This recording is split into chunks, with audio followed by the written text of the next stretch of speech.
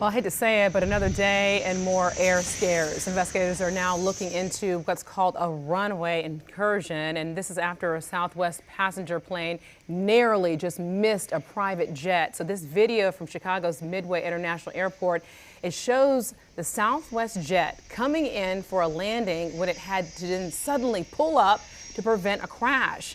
You'll be able to see a private jet going across the runway. No one was hurt. And this morning, a United Airlines flight was forced to make an emergency landing at Newark after reportedly suffering a mechanical issue. So Chief Transportation Correspondent and pilot MayCay Beeler joining us here. So MayCay, is the rate that these incidents are happening the new norm?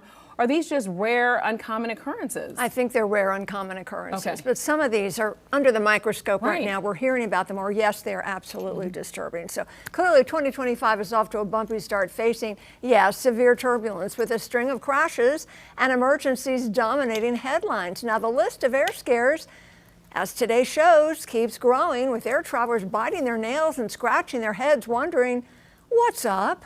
Well, last month's Potomac River mid-air crash in which an Army helicopter collided with a regional jet. That was the first deadly U.S. airline crash since 2009, ending a 16-year remarkably safe stretch of U.S. airline safety. And then, there was that fatal medevac crash on takeoff in Philadelphia. Then a musician's private jet skidded into a parked plane on landing.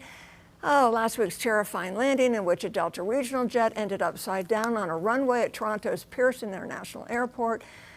We've all seen that video. It's gone viral. The accident appears to show a hard landing that collapsed one of the main gear, breaking off a wing with part of the plane erupting in a fireball. We know how rare this is, although terrifying. Everyone miraculously survived. So yes, investigators are searching for answers of that crash, but some of the lesser headline-grabbing emergency landings that we learned about today were controlled and precautionary. So what do you mean when you say controlled and precautionary? And I'm sorry if I'm going back. I'm just trying to understand. A precautionary landing is where you take off, like today, an American Airlines Airbus took off from Charlotte on the way to West Palm Beach, and something happened. We don't know the details of that, but decided to come back to Charlotte. So the plane landed safely. It's not like the plane was on fire. They landed safely. Whereas the Toronto crash, it was a controlled descent, but at the last minute, because that gear sheared off, they lost control.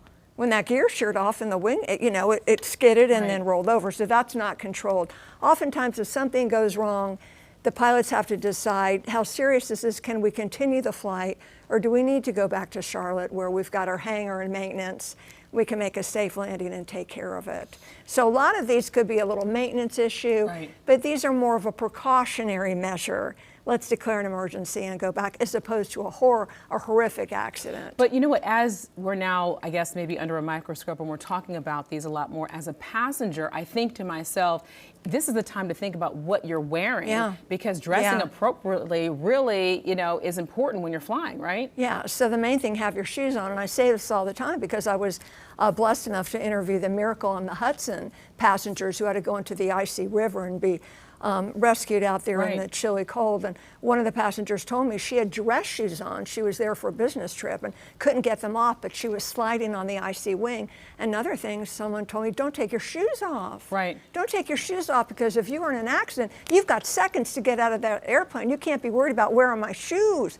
You need shoes on, you need proper clothing on to protect you from any injury. So something to think about. It really is. I mean, and from covering these stories with you, I've learned so much. I mean, just recently we both were on a flight coming from here to Nashville and back, but I thought about that, having shoes on that are easy to take off just in case, we land, God forbid, in the water.